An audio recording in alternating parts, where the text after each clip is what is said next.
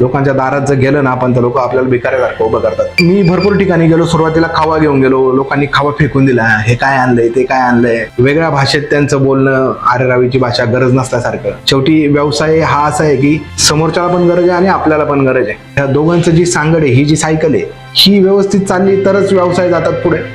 तर काही वेळ असं झालं की कोणी खावा फेकून दिलाय, कोणी म्हटलं तुमचं तूप नको आम्हाला, त्याचा वास येतोय, बरणीचा वास येतोय, याचा वास येतोय, हे नको, हे भेसळचे, हे एवढं स्वस्तचे, हे महागचे, ह्या सगळ्या गोष्टीचा हे आला. त्यानंतर मी माझा प्लांट व्यवस्थित करायचा प्रयत्न केला का नाही ठीक आहे, आपण आपल्या इथे ना, आपल्या इथे लोकांना येऊ द्या, त्यांना आपण इथून देऊ.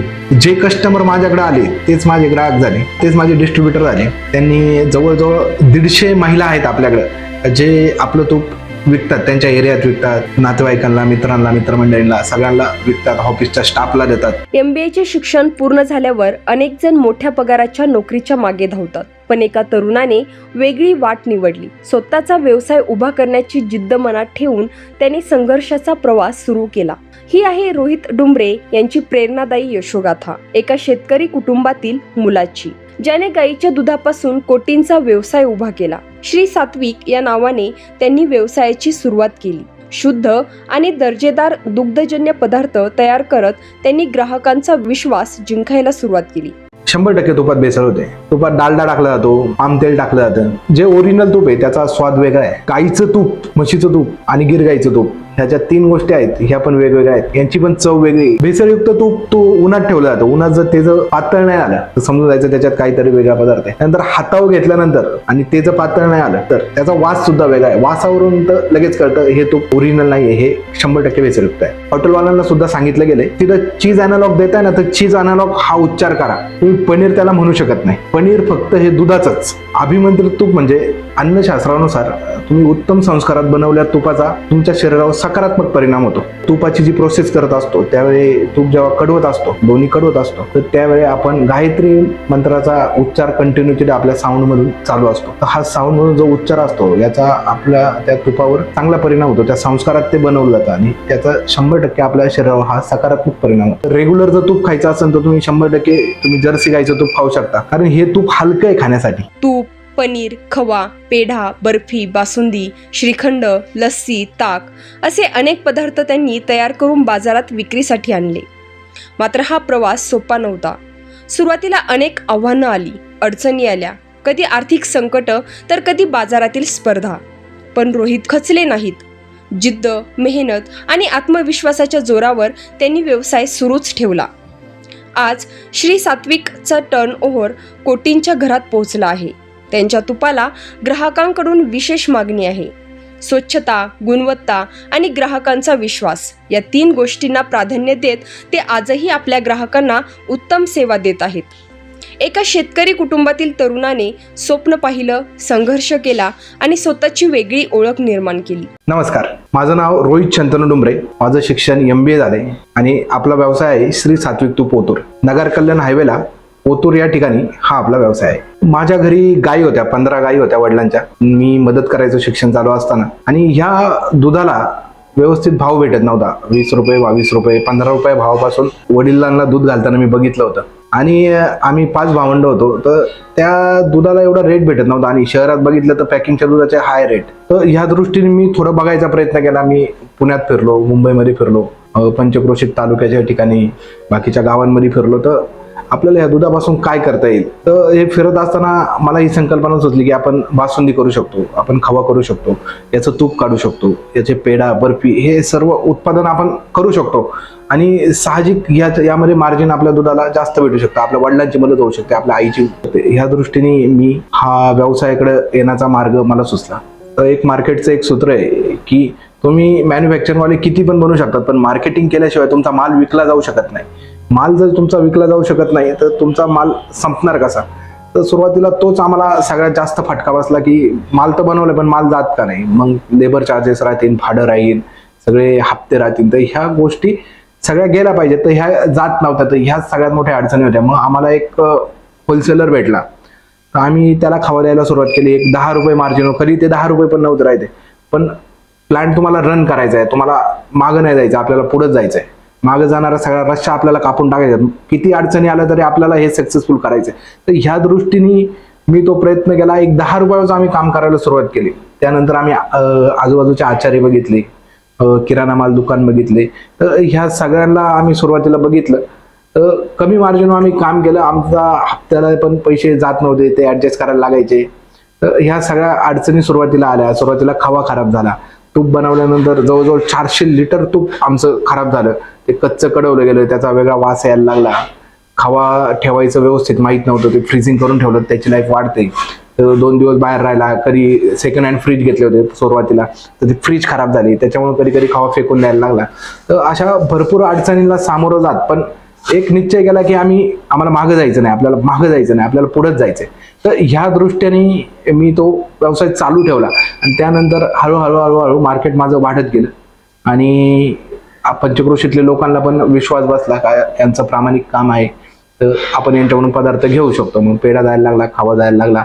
आजूबाजूचे जे कार्यक्रम असते, आजूबाजूच्या गावातल्या लोकांना कळायला लागलं की इथं प्लॅन्ट झालाय, खवा बनवला जातो. पहिला सुरुवातीला खवा आणायचा म्हणजे लांबून खवा आणायला. ओतूरमध्ये खवा भेटतोय, तर या दृष्टीने लोक आपल्याकडे ते सगळे पदार्थ घ्यायला लागले.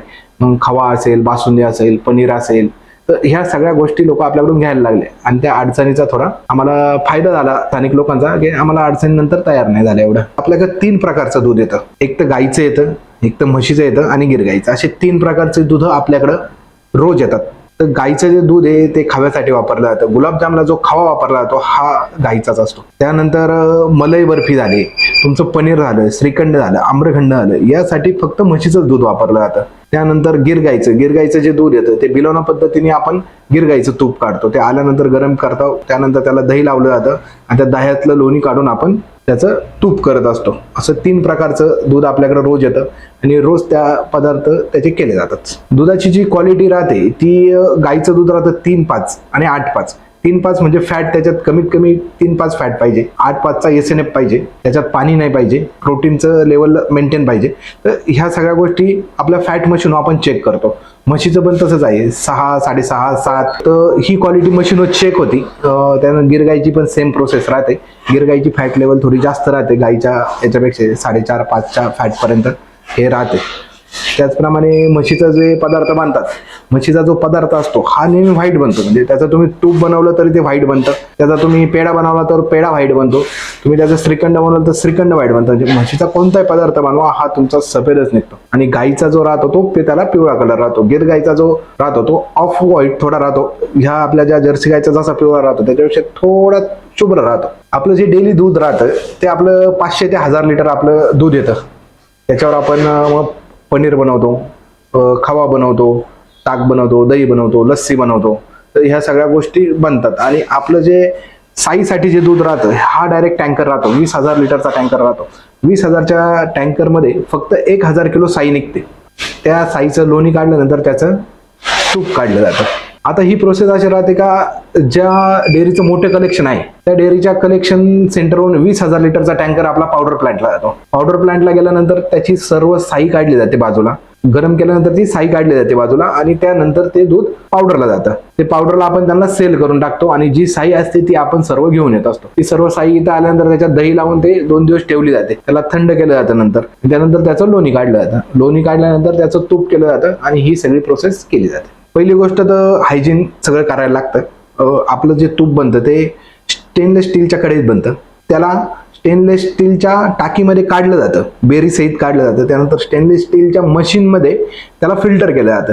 त्यानंतर त्याला परत स्टेनलेस स्टीलच्या टाकीमध्ये टाकलं जातं. त्यानंतर त्याला 3 दिवस ठेवलं जातं. 3 ते 4 दिवस त्याला प्रोसेस आहे का तुम्ही तसंच ठेवा ते, तेव्हा त्याला ते व्यवस्थित ग्रॅन्युअल्स, हे जे ग्रॅन्युअल्स दिसतात तुम्हाला, तर हे ग्रॅन्युअल्स असेच नाही पडत. तुम्ही मार्केटमध्ये तुपाला एवढे ग्रॅन्युअल दिसणार नाही, कारण मार्केटमधलं जे तूप आहे ते तुपाला काय करतात 40 डिग्रीला भरतात. 40 डिग्रीला प्लास्टिकच्या बरणीत भरल्यानंतर त्या प्लास्टिकचा काही अंश त्याच्यात येऊ शकतो आणि एवढे ग्रॅन्युअल्स नाही पडत ते, कारण ते 40 डिग्रीला पॅक केलेलं राहतं.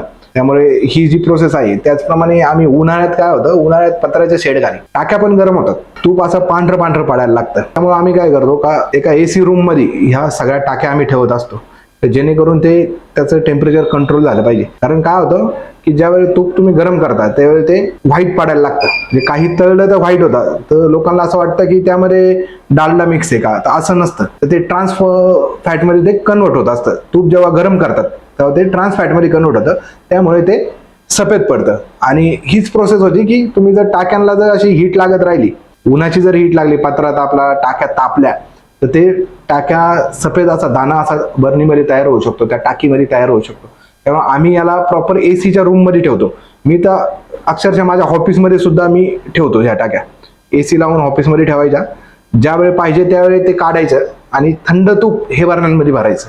जसं पाहिजे तसं कस्टमरला आपण पॅकिंग करून देतो. मी सुरुवातीला जे मार्केटिंग केलं, बाहेर जायचा प्रयत्न केला, इकडे जायचा, तर लोक भिकाऱ्यासारखे अक्षरशः उभं करतात. लोकांच्या दारात जर गेलं ना आपण तर लोक आपल्याला भिकाऱ्यासारखं उभं करतात. हे कसं करायचं, हे शेवटी इगो दुखावला जातो सगळ्या गोष्टी. तर मी भरपूर ठिकाणी गेलो. सुरुवातीला खावा घेऊन गेलो, लोकांनी खावा फेकून दिला, हे काय आणलंय, ते काय आणलंय, वेगळ्या भाषेत त्यांचं बोलणं, आरेरावीची भाषा, गरज नसल्यासारखं. शेवटी व्यवसाय हा असा आहे की समोरच्याला पण गरज आहे आणि आपल्याला पण गरज आहे. ह्या दोघांचं जी सांगड आहे, ही जी सायकल आहे, ही व्यवस्थित चालली तरच व्यवसाय जातात पुढे. तर काही वेळ असं झालं की कोणी खावा फेकून दिलाय, कोणी म्हटलं तुमचं तूप नको आम्हाला, त्याचा वास येतोय, बरणीचा वास येतोय, याचा वास येतोय, हे नको, हे भेसळचे, हे एवढं स्वस्तचे, हे महागचे. ह्या सगळ्या गोष्टीचा हे आला. त्यानंतर मी माझा प्लांट व्यवस्थित करायचा प्रयत्न केला का नाही ठीक आहे, आपण आपल्या इथे ना, आपल्या इथे लोकांना येऊ द्या, त्यांना आपण इथून देऊ. जे कस्टमर माझ्याकडे आले तेच माझे ग्राहक झाले, तेच माझे डिस्ट्रीब्युटर झाले. त्यांनी जवळजवळ 150 महिला आहेत आपल्याकडे जे आपलं तूप विकतात, त्यांच्या एरियात विकतात, नातेवाईकांना, मित्रांना, मित्रमंडळींना, सगळ्यांना विकतात, ऑफिसच्या स्टाफला देतात. मला 4 बहिणी आहेत, तर ह्या 4 बहिणी सुद्धा त्यांच्या एरियामध्ये हे तूप डिस्ट्रीब्यूट करतात. घरच्यांचा मला खूप सपोर्ट आहे, बहिणींचा आहे, बायकोचा आहे, आई वडिलांचा आहे, सगळ्यांचा सपोर्ट असल्यामुळे आणि सगळ्यांचे कॉन्टॅक्ट असल्यामुळे माझा सेल एकदम मस्त चालतो. जवळजवळ रोजचं आपलं 200 लिटर तूप हे असंच जातं. कोणी 10 लिटर घेतं, कोणी 20 घेतं, कोणी 25 घेतं, कोणी 50 घेतं. तर असा सेल करून जवळजवळ 6 ते 7 टनाचा आपला सेल हा महिन्याचा आहे. दुधापासून आता खवा, पनीर, बासुंदी, श्रीखंड, आम्रखंड, पेढा, बर्फी, कलाकंद, टोटल जवळजवळ 30 ते 35 पदार्थ आपले सगळे आहेत. सगळ्यात जास्त तुपाचा सेल आहे. तूप आपलं संपूर्ण महाराष्ट्रात जातं, बाहेरच्या देशांमध्ये पण जातं. ज्यांना क्वालिटी आहे, संपूर्ण आपल्या तालुक्यातून लोक आपलं नाव घेऊन नावानिशी सांगतात का हे तूप तुम्ही इथून घेऊन या. महिला वर्गात असं आहे का आमचं लहान मूल खातच नाही तूप, दुसरं तूपच खात नाही, फक्त तुमच्या तुपासाठी आम्हाला इथं यायला लागतं. ही पण एक आपल्या तुपाची खासियत आहे. सगळ्या माता एकदम खुश आहे आपल्या तुपावर की तुमचंच तूप पाहिजे आम्हाला, बाकीचं दुसरं तूप नकोय. मोठं होताना तर घरच्यांची साथ तर राहिली, त्याचप्रमाणे बहिणींनी जवळजवळ 10 लाखाचं कर्ज तिच्या घरावर काढून दिलं होतं. म्हणजे माझ्या आयुष्यात जो पॉईंट होता, टर्निंग पॉईंट, जो तो तिने फिरवला. की 10 लाख रुपये तिने माझ्यावर विश्वास ठेवला का बाबा आपल्या बारक्या भावाला एक 10 लाखाचं कर्ज आपण तिने तिच्या स्वतःच्या घरावर काढून दिलं आणि त्याचे हप्ते आम्ही फेडायचो. तर ही इन्व्हेस्टमेंट खूप मोठी होती, ज्याच्या एवढं आपण परतफेड करू शकतो का नाही हे आम्हाला आमच्यावर विश्वास नव्हता. तरी पण तिने आमच्यावर विश्वास दाखवला की तू करू शकतो, चल तुला मी मदत करते. स्वतःचा जे संघर्ष होता तो स्वतःचा संघर्ष मी स्वतः आईवडिलांच्या साथीने, बायकोच्या साथीने मी पुढे हा गाडा अख्खा लढवला.